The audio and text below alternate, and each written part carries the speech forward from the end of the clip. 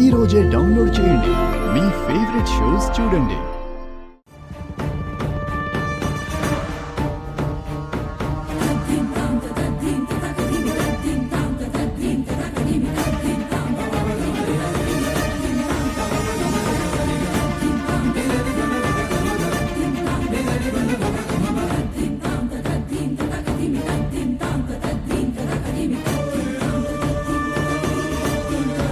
అయ్యా, ఈ గుళ్ళో తీర్థం చాలా పవిత్రమైందంటారు.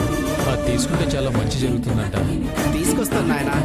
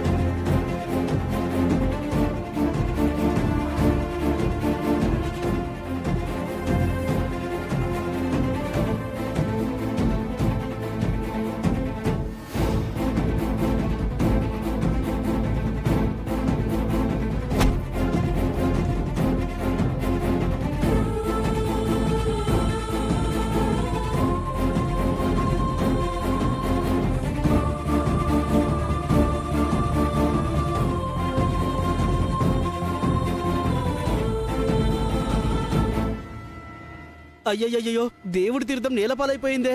నేను చూసుకోలేదు పంతులు గారు, హడావుడిగా వచ్చేసాను.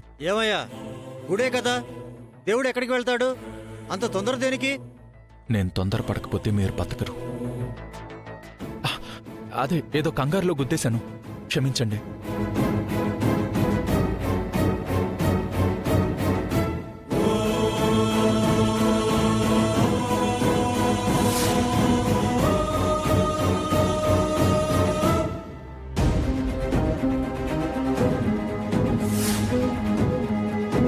వీళ్ళ ప్రాణాలు కాపాడడానికి బల్లిని తీర్థంలో కలపకి తప్పడం లేదు. తప్పనిపిస్తే నన్ను మన్నించు తండ్రి.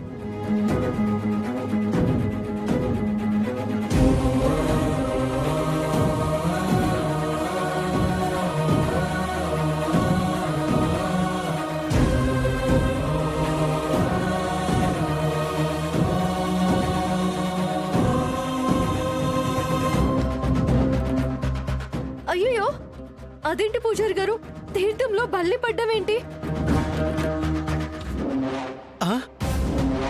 ఏదో అపశకునం జరిగింది.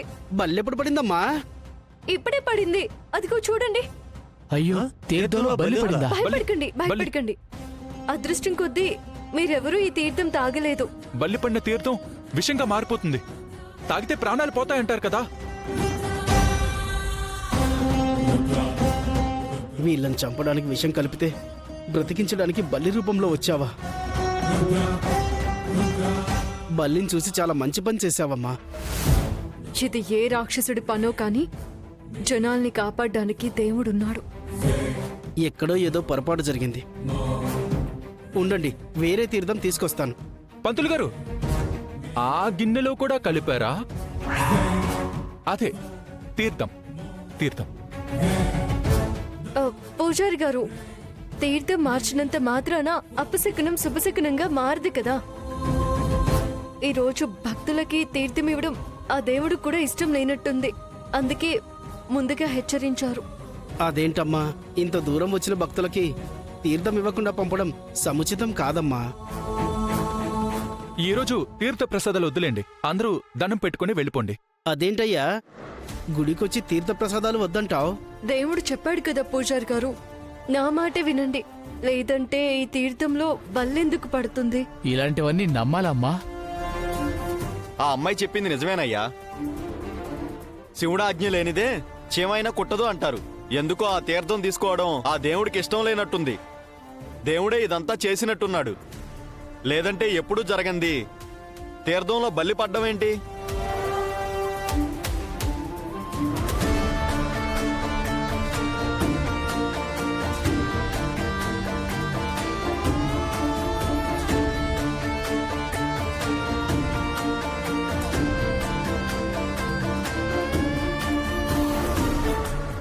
అందరూ బతికిపోయారు. రామా, ఇంక నువ్వు రిలాక్స్ అవ్వు. ఒక్క క్షణం ఆలస్యమైనా ఏం జరిగేదో ఊహించుకుంటేనే భయం వేసింది సార్. దేవుడికి టైమింగ్ మీద బాగా గ్రిప్ ఉంది. ఏ టైంకి ఏం చేయాలో ఆయనకి బాగా తెలుసు.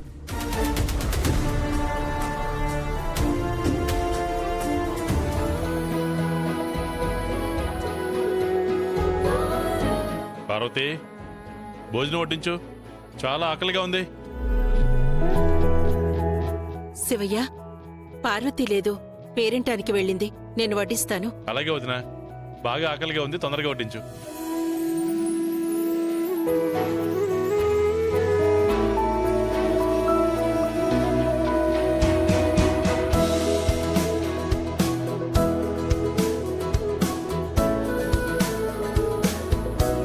వంట చాలా బాగున్నాయి వదినా. అయినా మా వదిన చేతి వంట అలాంటిది కదా. ఈ పచ్చళ్ళలో నెయ్యి వేసుకుని తింటుంటే అబ్బాబ్బా ఎంత కమ్మగా ఉందో. గుర్తుందో వదినా, నా పెళ్లి కాకముందు నువ్వు ఇలాగే నాకు వడ్డించేదానివి. నువ్వు ఇంటికి వచ్చాక మా అమ్మ కూడా తన బాధ్యతలన్నీ నీకు అప్పగించేసింది. ఏ అత్తకు దొరుకుతుంది చెప్పు ఇంత అదృష్టం? వదినా, సాంబార్ వెయ్యి. రసం ఉంది. రసం వేసేయి. వదినా, ఇది రసం, ఇది పప్పు అని బాగా తెలుస్తుంది. అదే పార్వతి ఉండితే మాత్రం తను చెప్పే వరకు ఏ కూర కూడా తెలియదు వదినా. శివయ్య, ఏంటో చెప్పొదినా. నీతో ఒక విషయం మాట్లాడాలి. పొలం పనుల గురించాగా? ఆస్తి గురించి.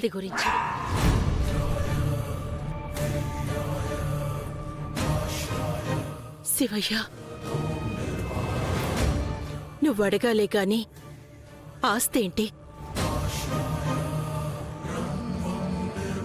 కావాలంటే నీ అన్నయ్య ప్రాణాలే ఇచ్చేస్తాడు. ఈ విషయం నీకు కూడా తెలుసు కదా. అది అన్నయ్యకి నా మీద ఉన్న ప్రేమదునా. నిన్నంతగా ప్రేమించే మీ అన్నయ్య ఆ రోజు హాస్పిటల్ నుంచి ఇంటికొస్తున్నారని నేను, రామ, ఆద్య ఆ రోజు నీ దగ్గరకొచ్చి మన ఇంటికి రమ్మంటే ఆ ప్రేమ ఏమైపోయింది శివయ్య? కలుపుకొని